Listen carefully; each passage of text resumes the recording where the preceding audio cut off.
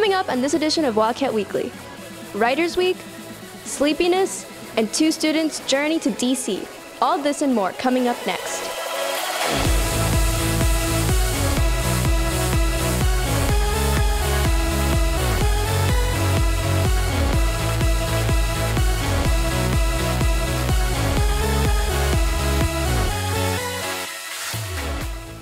Hi, and welcome to this edition of Wildcat Weekly. I'm Pooja Naiga. Are you a creative person? Are you interested in listening to creative people? Then Writers Week is just for you. Scott inspires you with this story. Next week is Neuqua Valley's Writers Week. It's an opportunity for students to express themselves through their writing.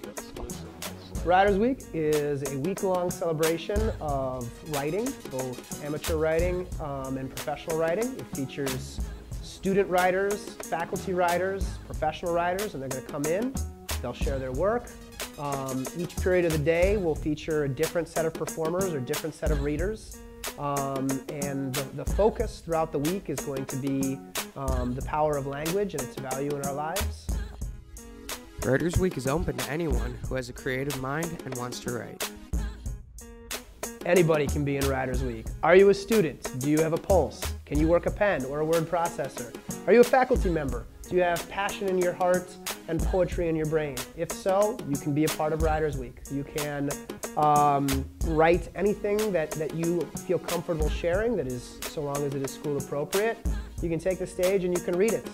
And the act of sharing your words accomplishes a couple of things. First, it sort of demonstrates who you are as a person, as an individual, and allows you to share something that you love and that you took the time to craft. And the other thing that it does is it shows an act of, what an act of courage and catharsis that writing can be.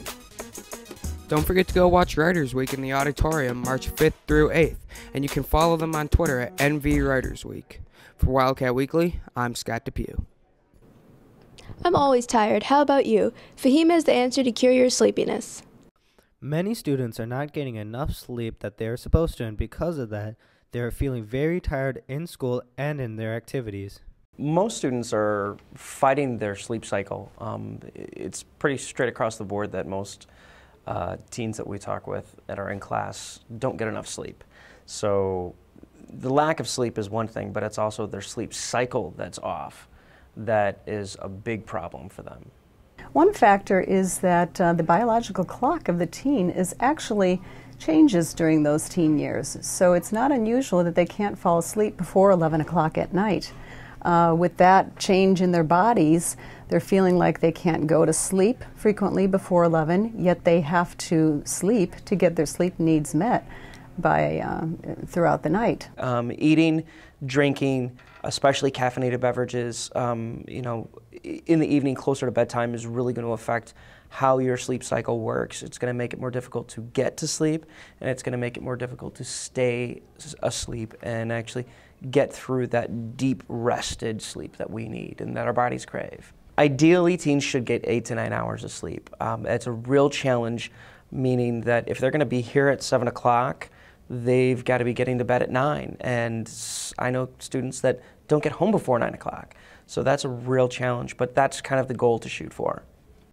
So make sure you're getting enough sleep and stay rested throughout the day. And for Wildcat Weekly, I'm Fahim Amin. What is lupus and how can you help those affected by it? Sarah tells us more about the disease and what we can do to help. Lupus is a disease that affects many in the U.S., but not many know what it actually is. What is lupus? This is an autoimmune disease that affects the joints and your organs. On a day-to-day struggle, living with lupus can be difficult.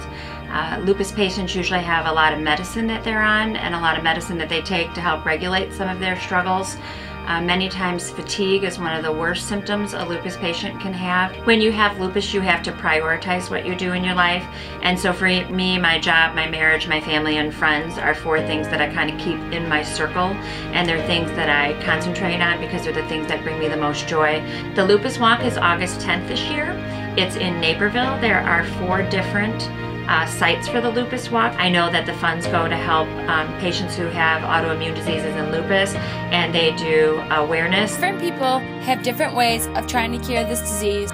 I walk for a couple of reasons. I have friends that have been affected by autoimmune disease and family members. Well, with donating, I just pledge money to their group. They're trying to raise an amount of money that can make a difference and find some medicines to help people who suffer from lupus. If you're interested in donating or you want more information, please go to the site listed below. For Wildcat Weekly, I'm Sarah Pettit. This year's Special Olympics sends 2 students to Washington, D.C. Megan and Olivia look into their story. On March 6th through 8th, 2 NEQA students and their coach will get the opportunity to represent a special program here at NEQA. Special Olympics is an international organization, and they have organizations in many different countries around the world. And in Illinois, they offer 19 different sports, and it gives athletes an opportunity to participate competitively in sports, but it also provides leadership opportunities through the athlete leadership programs. Liam Meza, Juan Laverde, and Coach Waco plan to make a difference all the way in Washington, D.C.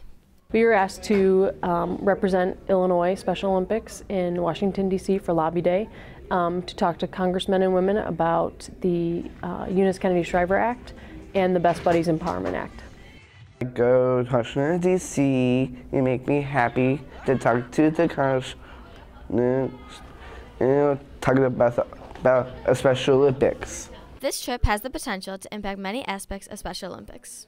On our trip, we're really looking for 3 focuses: health, education, and employment, and really getting across that point to our congressmen and women how Special Olympics and Best Buddies affect all 3 of those areas, and for them to continue supporting both of those bills.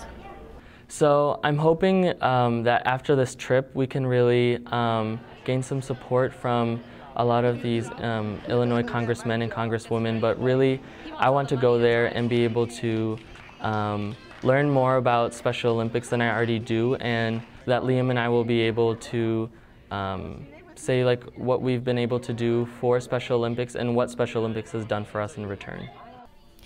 While Special Olympics has made impacts on both students, it is the relationship Juan and Liam have formed that makes this trip incredibly special. The relationship I have with Liam is just like any other of my friends that I have here. He's super funny. We always make jokes and we'll walk together to classes in the hallways and we'll just say how our day is going. And so it's really great. He's a really good friend that I've made this year. Because he is nice and friendly to me, he is really a perfect people in my heart. Just as Liam and Juan have impacted each other, their trip to Washington, D.C., as well as Special Olympics here at NEQA, will leave a lasting impact on students. So really it's impacted NEQA in kind of being able to understand that people with intellectual disabilities aren't limited to what they can do. They just have different ways of achieving it, and that they are just as equal as us, and they're just as great as athletes, just as great as people. So that's really what Special Olympics here at NEQA has really done. Good luck to Juan, Liam, and Coach Weigel as they take their trip to Washington, D.C. next week. For Wildcat Weekly, I'm Megan Ballou. And I'm Olivia Schmidt. Thank you for watching this edition of Wildcat Weekly. Have a great weekend, Wildcats.